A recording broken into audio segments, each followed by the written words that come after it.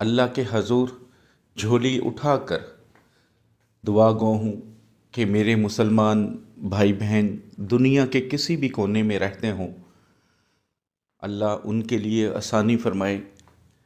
कोई किसी परेशानी में है, किसी तकलीफ़ में है, अल्लाह उनके साथ आसानी वाला मामला कर दे। जिन मेरी बहनों के घरों में खराबियाँ हैं, वो नाराज़ होके अपने माँ बाप के घर आ बैठी हैं, या खामन ने उनको घर से निकाल दिया है। अल्लाह उनके खामन के दिल में इतनी मोहब्बत डाल दे कि वो घर दोबारा बस सके। जो बीमार हैं, जिनके पास इलाज के लिए वसाइल नहीं हैं, मेडिसिन के पैसे नहीं हैं, अल्लाह गैब के ख़जानों से उनको इतना अता करे कि अल्लाह अपनी रहमत फरमा दे उन पर, कि कभी उनको परेशानी ना आए, तंगदस्ती ना आए। जो मेरी बहनें घर में बैठी हैं, जहेज़ नहीं है, अच्छे रिश्ते नहीं मिल रहे, अल्लाह नेक और साले रिश्तों के लिए बंदोबस्त कर दे। मेरे प्यारे वतन की खैर कर दे, इसमें बसने वालों की खैर कर दे। अल्लाह हमें ऐसे हुक्मरान अता फरमाए जो अपनों का नहीं, पूरे पाकिस्तान का सोचे। आमीन सुम्मा आमीन। आज जो आपकी खिदमत में वजीफ़ा लेकर आया हूँ, बेसिकली ये 3 वजीफ़े हैं। अगर कोई दुश्मन है जिसने आपको तंग कर दिया है, आप चाहते हैं कि वो पागल हो जाए, आपकी जान छोड़ दे, तब भी आप ये वजीफ़ा करें, तादाद में फ़र्क होगा सिर्फ।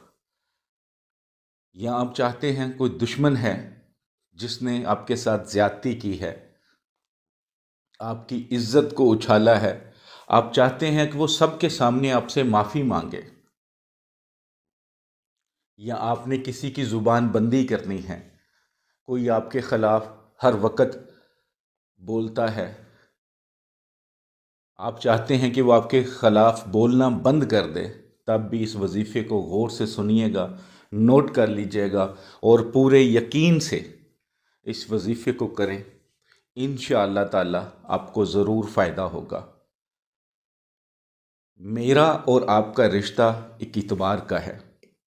अगर उस इतबार में शक है तो फिर वो रिश्ता कमज़ोर है।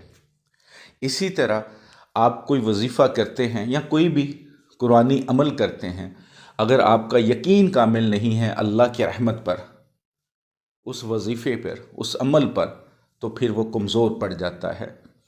तो आप अल्लाह की रहमत पर यकीन रख के कामिल यकीन के साथ इसको करें। इंशाअल्लाह ताला ऐसा हो ही नहीं सकता कि आपको फ़ायदा ना हो। रूहानी इजाज़त के लिए 41 टाइम दुरूद इब्राहिमी पढ़कर कमेंट्स बॉक्स में इंशाअल्लाह लिख दीजिएगा। जिन मेरे भाई बहनों ने अभी तक चैनल को सब्सक्राइब नहीं किया, सब्सक्राइब कर लें। जब बेल का आपको आइकॉन नज़र आता है तो उसमें जो आल का नोटिफिकेशन होता है उसको प्रेस किया करें, ताकि जो नई वीडियो आए उसका नोटिफिकेशन आपको मिल सके। आप उसको करना चाहें करें, ना करना चाहें वीडियो को देखना चाहें देखें, या अमल करना चाहें तो करें, वो आपकी मर्ज़ी, लेकिन नोटिफिकेशन आपको मिल सके। जैसा मैंने शुरू में बताया कि 3 वज़ाइफ बताऊंगा सेम आयत के, जो आपको लिखी हुई नज़र आ रही है। सुम्मुन बुकमुन उमयुन फ़ाहुम ला यर्जिऊन। अगर आप दुश्मनों को पागल करना चाहते हैं, वो 1 है, 2 है, 10 हैं, 20 हैं, चाहे 1000 हैं, तो दिन में किसी टाइम और रात इशा के बाद किसी भी टाइम 121 मरतबा आपने ये आयत को पढ़ना है, 121 टाइम। दुरूद इब्राहिम नहीं पढ़ना, बिस्मिल्लाहिर्रहमानिर्रहीम नहीं पढ़नी। बस तसव्वुर करके इसको पढ़ लें। जितने भी लोग हैं उन सब के तसव्वुर में दम कर दिया करें। 11 दिन या ज़्यादा से ज़्यादा 21 दिन बिला नागा इस वजीफ़े को करें।